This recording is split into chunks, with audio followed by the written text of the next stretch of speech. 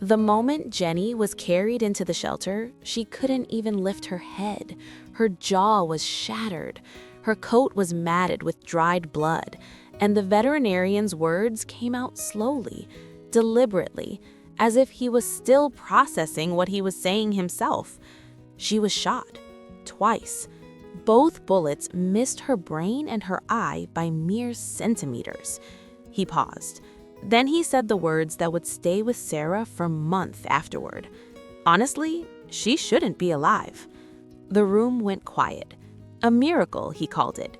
But standing there under those harsh fluorescent lights, looking at this broken, trembling creature on the examination table, the word miracle felt almost too clean, too easy. Because miracles don't tell you about the pain that came before them. They don't tell you about the moment someone pointed a gun at a dog who had never done anything wrong. They don't tell you what it costs a living thing to survive something like that, and then have to learn, slowly, painstakingly, that the world isn't always cruel. But miracles need someone willing to fight for them. Sarah was that someone. If stories like Jenny's move you, if you believe every animal deserves a second chance at life, subscribe right now. Every single week, we share real, unfiltered stories of animals who found their way home. You won't want to miss what's coming next. Sarah hadn't planned to keep her. She'd driven to the rescue that morning with one simple task: transport Jenny to a foster home, hand her off, drive back. A quick errand, an hour, maybe two. But the moment she saw Jenny curled into the corner of that metal crate, trembling, barely raising her eyes, something cracked open inside her chest that she hadn't expected. "I'm just going to get her settled," Sarah told herself on the drive home, eyes fixed on the road, trying not to glance at the rearview mirror where Jenny lay silent in the back seat. That's all this is. It wasn't all. Jenny's surgery went smoothly, but the recovery was long and uncertain. The bullets had left behind a hole in her nasal palate, a permanent mark that no surgery could completely fix. A reminder, written into her body forever, of the day a human being decided her life didn't matter. For the first 2 weeks at Sarah's home, Jenny barely moved. She flinched when someone walked too close. She disappeared into corners and stayed there, pressed against the wall as if she were trying to take up as little space as possible, as if she had learned, somewhere along the way, that being small and invisible was the safest way to exist. She didn't wag her tail, not once. Sarah didn't push her. She sat on the floor nearby, sometimes reading, sometimes just quietly present, not reaching, not asking for anything, simply existing in the same space.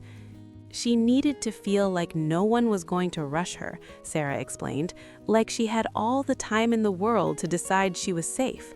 So Sarah waited. She waited through the flinching, through the silence, through the mornings when Jenny would look at her with those cautious, searching eyes, not hostile, just uncertain, as if she was asking a question she didn't quite know how to form. Can I trust this? Is this real? Will it last? Sarah answered every time without words, just by showing up, just by staying. And then, on an ordinary Tuesday afternoon, something changed. Sarah's 2 other dogs, Biscuit and Maple, wandered over to Jenny's corner, not with any grand gesture, just the casual curiosity of dogs who live in a house and follow their noses. They sniffed, they nudged, then they simply lay down beside this quiet, frightened stranger as if it were the most natural thing in the world, as if they already knew she belonged there, even when she didn't know it herself. Jenny watched them for a long moment. Then her tail moved. Just once, just a flicker, so small that Sarah almost missed it. She didn't miss it.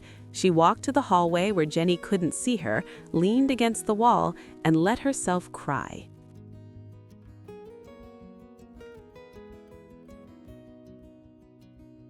Within a month, the dog who had pressed herself into corners was stealing socks from the laundry basket. She was chasing Biscuit at full speed across the backyard, ears flying, a look of pure, uncomplicated joy on her face. She was sneaking onto the couch and looking up with the innocent expression of a dog who had absolutely always been allowed on the furniture. How dare you suggest otherwise? The dog who flinched at footsteps had found something she'd clearly been searching for her entire life, a place where she was safe and loved and completely free to be ridiculous about it.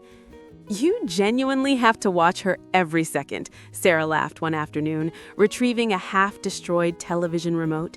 "She gets into everything. But I mean, that's honestly the best problem I've ever had in my life." The hard days still came. Some mornings Jenny would sneeze, something her nasal palate made unpredictable, and startle herself badly, eyes going wide, scanning the room as if danger had just walked through the door. In those moments, Sarah would lower herself to Jenny's level, voice soft and steady, the same words every time: "You're okay, you're home, you're safe." Gradually, Jenny stopped scanning the room. The moment Sarah knew, truly, deeply knew, that Jenny had healed wasn't dramatic. It was a Sunday morning, light coming gold and slow through the kitchen windows, biscuit and maples stretched out on the tile floor, and Jenny was in the middle of them, belly up, one ear folded sideways, completely and utterly unconscious in the way only a dog who feels completely secure can sleep. No walls, no corners, no watching the door, just a Beagle, bathed in morning light, dreaming whatever dogs dream when they finally feel safe. Like a dog who had lived there forever. "I used to say I couldn't handle 3 dogs, Sarah admitted quietly, watching Jenny snore. Now the thought of a day without her feels impossible. She didn't just heal in this house, she became the heart of it. Jenny still has her hole, she still carries her scars, the kind you can see and probably a few you can't. But scars don't stop a dog from living. They don't stop her from pressing her nose to the car window on every single drive, or burrowing under every blanket in the house, or greeting every morning like it's the single greatest thing that has ever happened in the history of the world. Because for Jenny, maybe it is. Some dogs walk into your life and rearrange everything without asking permission. You drive to the shelter telling yourself it's just an errand. You end up crying in a hallway over a tail wag. You end up building a life you didn't know you needed around a dog who shouldn't, technically, even be alive. You think you're saving them, but somewhere between the first flinch and the first stolen sock, between the corner they hid in and the couch they claimed, they save you right back. Do you think a dog can genuinely change a person's life? Yes or no? Tell me in the comments. I read every single one.